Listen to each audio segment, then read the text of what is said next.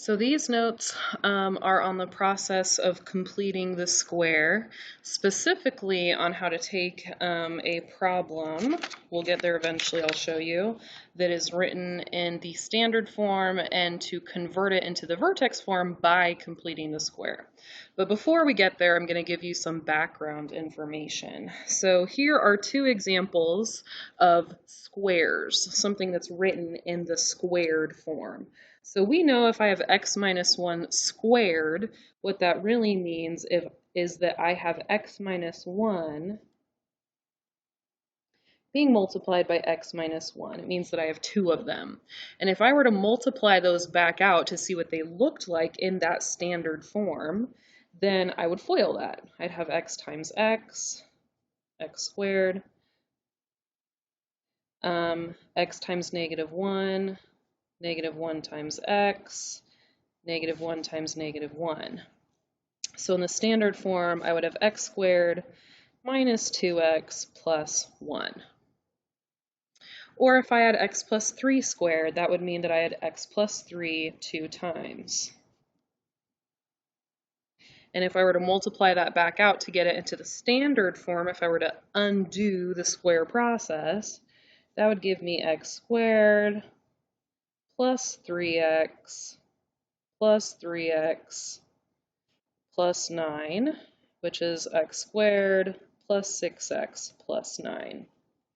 So squares are binomial factors that have been multiplied by themselves.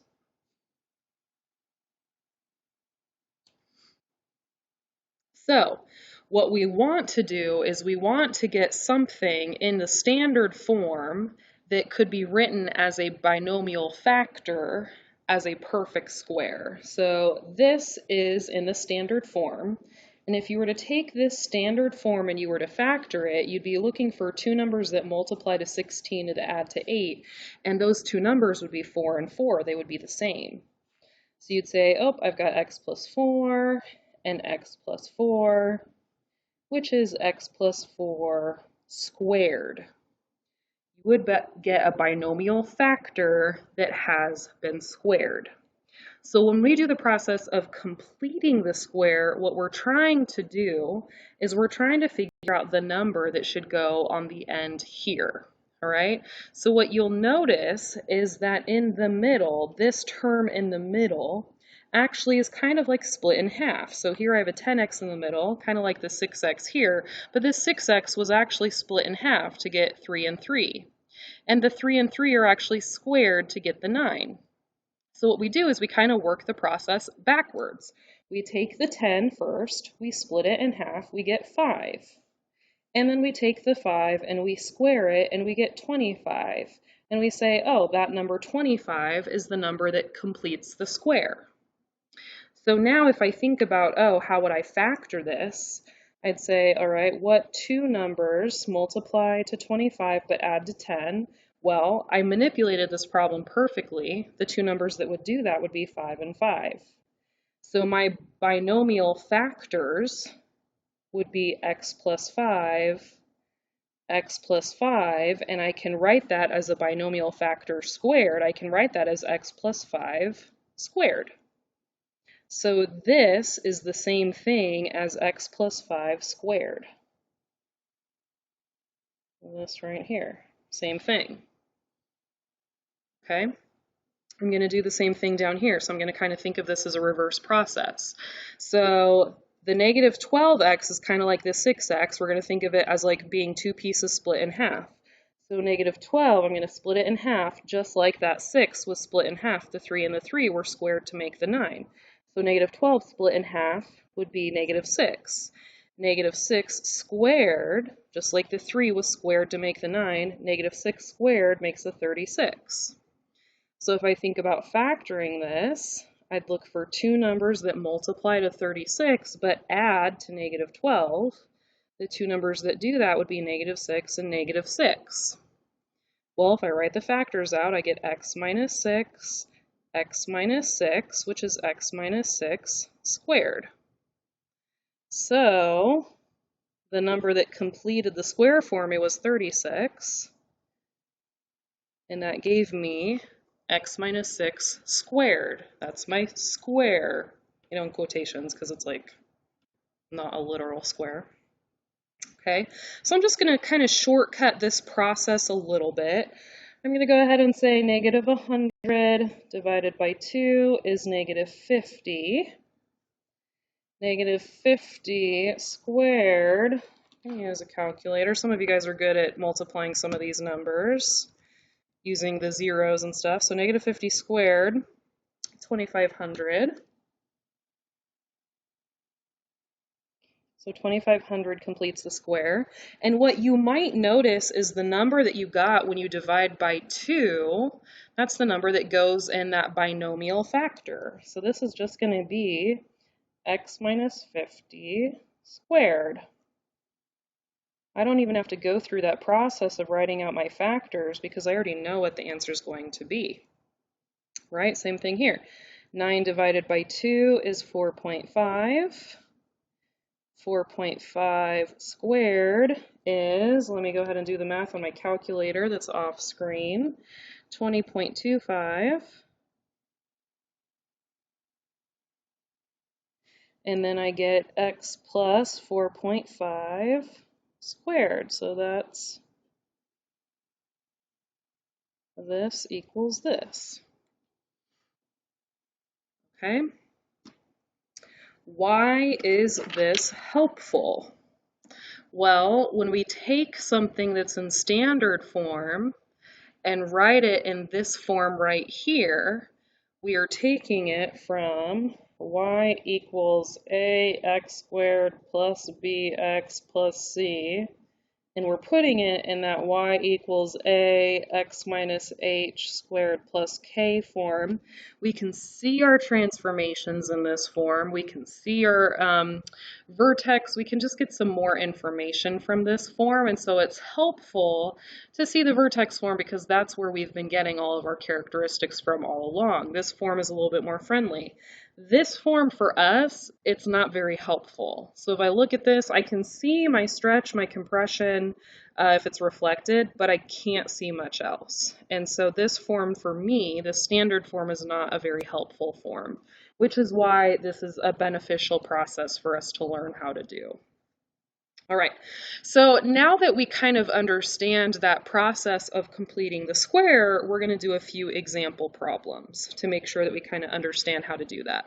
So here, this looks different, right? We're used to seeing these problems with an x squared plus a something x plus a blank spot. So I need to get rid of this 3 and I need to put a blank spot there. So I'm going to go ahead and minus the 3 to the other side of the equation. Y minus 3 equals, and then I can go ahead and say x squared plus 6x plus my blank. All right, and then I'm going to go ahead and do the process of figuring out what number would complete the square for me. So I'm going to go ahead and do that. So I've got 6 divided by 2 is 3, and 3 squared is 9. So 9 is what is going to be the number that completes the square. I'm doing this in a different color, and I would encourage you to do that because this is going to be the part that you might forget. So I'm going to put a positive 9 on the right side of the equation. Whatever I do on the right side of the equation, I have to do on the left side of the equation. So I'm going to add a 9 over here as well. Okay. So now I have y plus 6 equals x squared plus 6x plus 9, okay? At this point, I can rewrite the right side of the equation as that binomial factor squared. So I've got y plus 6 equals x plus 3 squared. And then I can go ahead and just take that 6 and subtract it back over.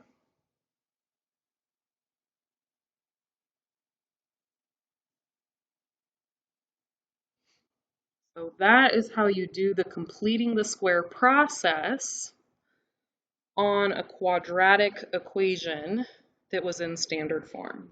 So we converted from standard into vertex form, and the process that we used was completing the square. Okay, let's try another problem. So here, again, we want to have a blank here, not a 7. So the very first thing I'm going to do is subtract that 7 over to the other side. So y minus 7 equals x squared minus 8x plus blank. I'm going to take the negative 8 and divide by 2. I get negative 4. Then I'm going to take the negative 4 and I'm going to square it, and I get 16. This is the part I'm doing in a different color. Why? Because this is the part that students usually forget. So 16 is the number that completes the square. To balance the equation, I do the 16 not just on the right side, I do it on the left side as well. So whatever number you add to the right side of the equation, you have to add to the left. That's how we keep the equation balanced. So negative 7 plus 16 is 9. So we got y plus 9 equals x squared minus 8x plus 16. Now I can go ahead and rewrite this as something squared. The thing that goes inside is whatever you got when you divided by 2. So this is going to be x minus 4 squared. Now all I have to do is take this 9 and subtract it over to the other side. Minus 9, y equals x minus 4 squared minus 9.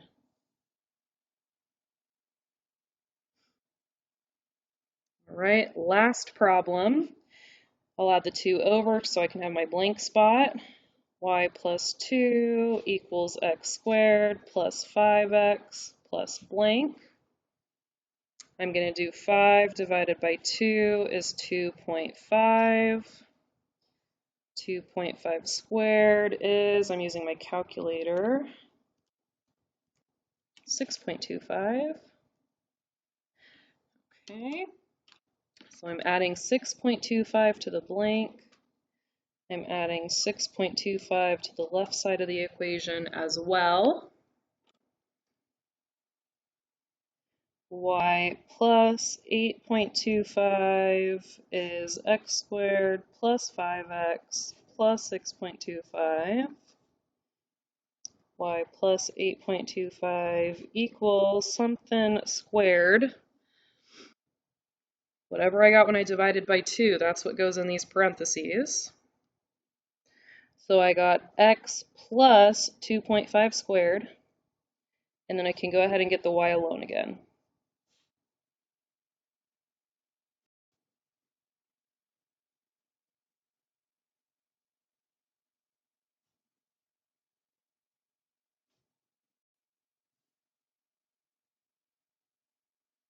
So that process is called completing the square.